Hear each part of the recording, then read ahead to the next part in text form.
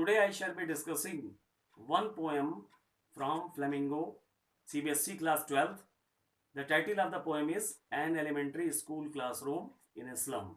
This poem is composed by an English poet, Stephen Spender.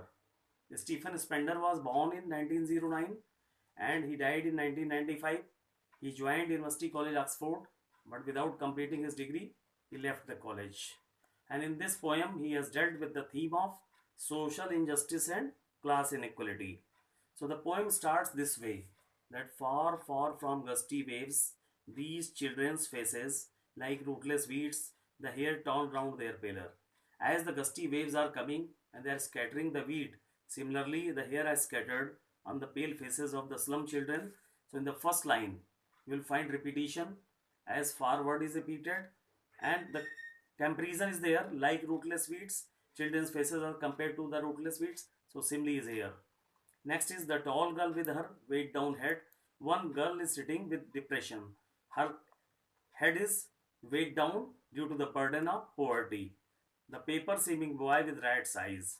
Again there is metaphor that paper seeming boy of the slum is having rat-like eyes, and the stunted unlucky hair of twisted bones, reciting a father's snort disease. That boy is reciting his lesson from the desk, and the poet assumes that he is reciting his father's snort disease. Snort disease is that disease which is showing the premature old age or the malnutrition related deformity. At back of the dim glass, one unnoted, sweet and young, his eyes live in a dream of squirrels game in tree room other than this. And here is one contrast. One sweet boy is sitting in that class which is having less light, and that boy is unnoticed. One is sweet and young in age, and there is hope in his eyes as he is busy in the squirrels game in the tree room. There was a hole in the tree and squirrel was playing there, so he is not concerned to the class activity. So the mood of the poem in first stanza is sad. The poem proceeds further. On sour cream walls, donations, Shakespeare said, cloudless at dawn, civilized dome, riding all cities, belt flowery Tyrolese valley, open-handed map, awarding the word its worth. Means the donations, the things which they got in donations are decorating the walls. The walls are faded, dull, and very faded yellow. There is one picture of Shakespeare and one scenery of the morning that is showing the domes of the city building. And in this line, you will find personification in dome riding all cities. Means domes are riding over the cities. Those are showing the dominance of the richness in the city buildings. Belt flowery Tyrolese Valley. There is a picture of Tyrolese Valley showing the prosperity. Open-handed map awarding the word its word. There is a one map hanging there that is showing the word. But according to poet, that is not the complete word. And yet for these children, these windows, not this map, their word. The poet says that for slum children, the map is not showing their word. The word shown in map is having no acquaintance for the slum children, and where all their future is painted with a fog.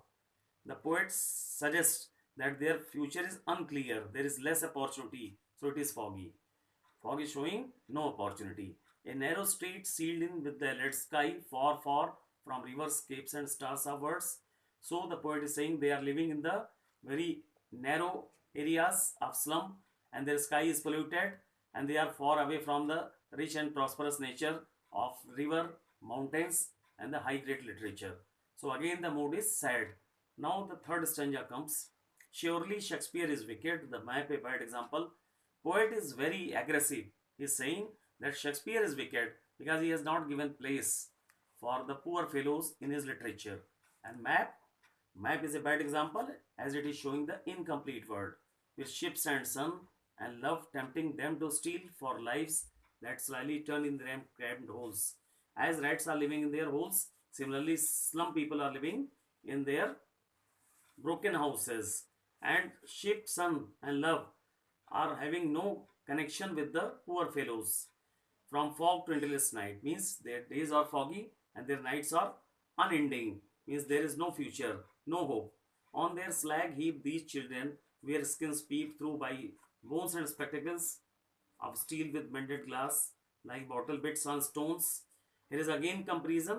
Actually, they are wearing the spectacle which is made up of by mending the glass, and that is looking like the bottle pits just scattered on the stones, and they are very poor as their skins are showing the impression of bones.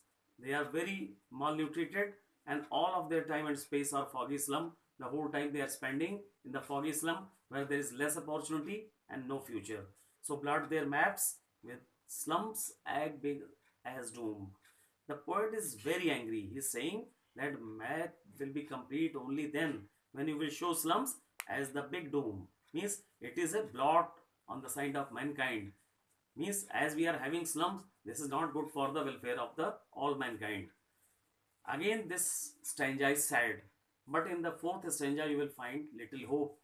The poet suggests that unless governor, inspector, visitor, this map becomes their window, and these windows that shut upon their lives like catacombs. Means unless the rulers of the society, like governor, inspector, and visitor, are not seeing these slum areas, and the map is not serving a purpose like map window, and same thing with the slum people also, if they are not able to see the prosperous world, so it will be all useless and they'll be just moving in the catacombs. Catacombs is like a maze that is not showing any proper direction. Break, oh break, open till they break the town. Poet says just you break the barrier of rich and poor, otherwise they will break the town and there will be class conflict. And show the children to green fields and make their word run azure on gold sands. Means these slum children must be shown the green fertile lands, and they must be shown the golden sand areas having the blue sky, and let their tongues run naked into books. They must be taught in such books which they can read fluently. The white and green leaves open, which are having the pages of white and green.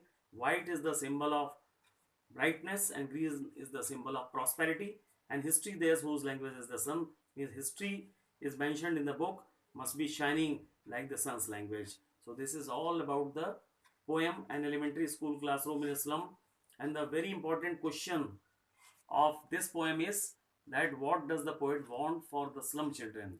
So they must know that they must be given proper education. They must be shown the green fields and sky so that they can learn from wisdom, they can develop their morale, and they can make and create their history. And the minor questions are why Shakespeare is called wicked? Because Shakespeare is the poet of the rich people. He has written about kings and queens only. He has not given space for the poor fellows. Another question, why map is bad example? Simple question, map is showing the incomplete word. It is not showing the word of the poor fellows. So this was a brief introduction about the poem, and you can consult other resources and sites. You will get other materials on the internet also. So please like, share and subscribe English Solutions channel by SPC.